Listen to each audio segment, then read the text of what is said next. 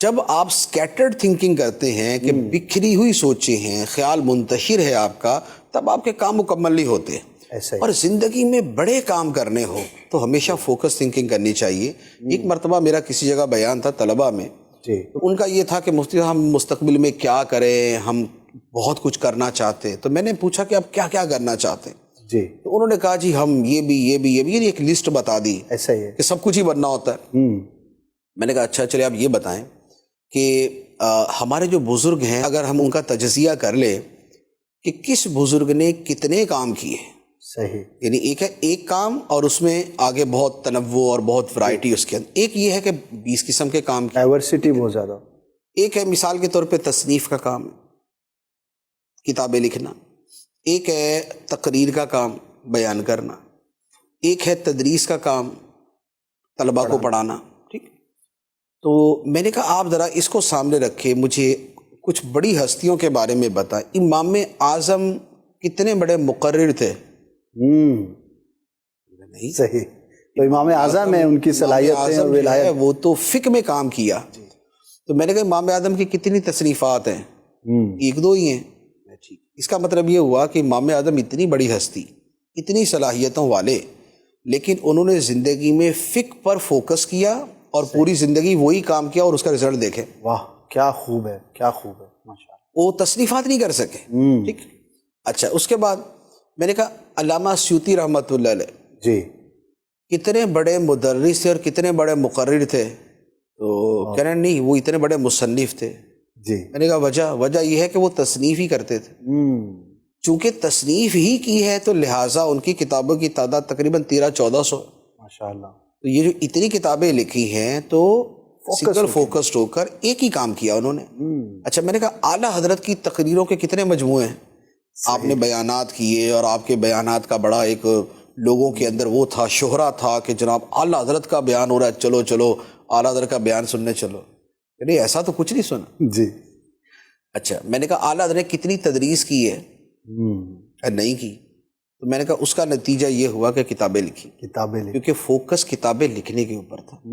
تو بڑی بڑی ہستیاں جتنی بھی ہیں آپ جب ان کو لیں گے نا، انہوں نے زندگی میں ایک اور زیادہ سے زیادہ 2 کام کیے ہوں گے. ایسا نہیں ہو سکتا کہ مصنف بھی ہو، مقرر بھی ہو، مدرس بھی ہو. اگر ایسا ہوگا تو وہ کوئی بڑا کام نہیں کر سکے گا. ایوریج کام کرے گا، پھر وہ ایوریج کام ہوگا.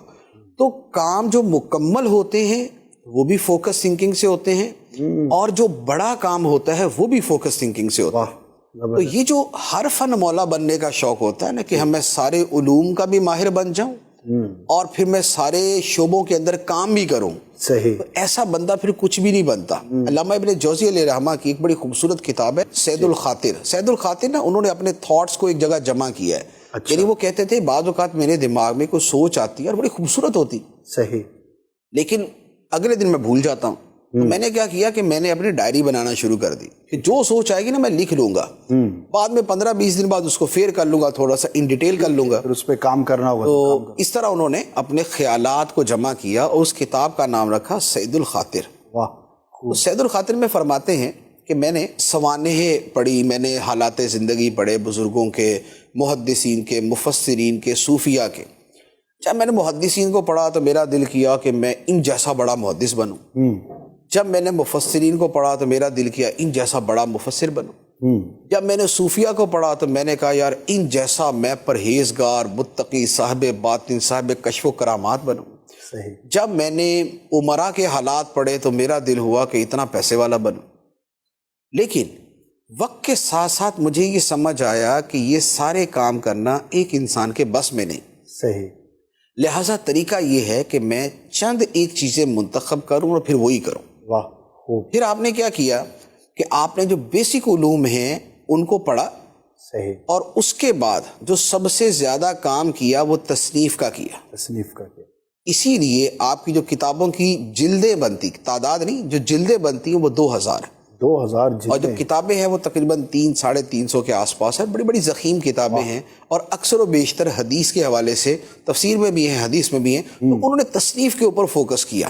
ہاں ان کی ایک خوبی یہ تھی کہ یہ بہت بڑے مقرر بھی تھے، یہ تقریر بھی کرتے تھے، بیان بھی کرتے تھے، بڑی دل سوز اور یوں کہہ لیں کہ پر تاثیر آپ کی تقریر ہوا کرتی تھی، لیکن دو کام، تیسرا نہیں ملے گا آپ کو. تو فوکس تھنکنگ کا ایک بہت بڑا فائدہ یہ ہوتا ہے کام کہ کام مکمل بھی ہوتے ہیں اور کام عمدہ بھی ہوتے ہیں.